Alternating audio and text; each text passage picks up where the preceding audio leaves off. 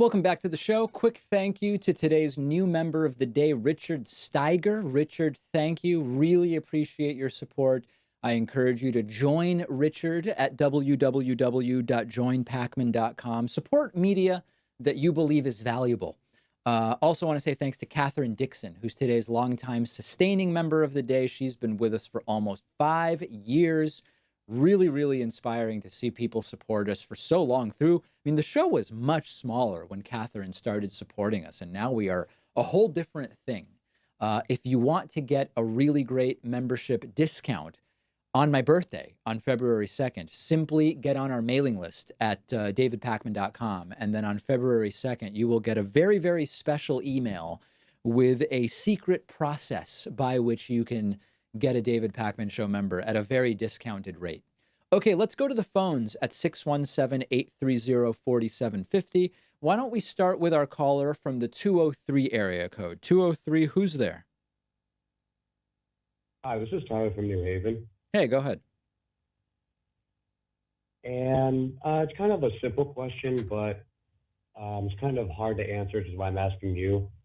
Maybe if you can give me a response with some kind of brevity would be helpful, I think.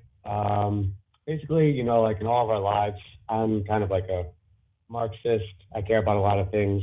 I follow politics for a long time now and like world events.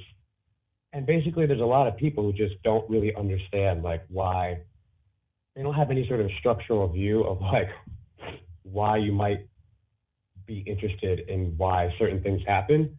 And I just have a lot of like apolitical people who just want to like live their lives free of thinking of anything, beyond their immediate. And so, if someone says, to you, why do you follow this stuff or whatever, is there kind of any response you can give to them? Yeah, what I would usually say to people who say I'm just not into politics is I will say, well, what matters to you?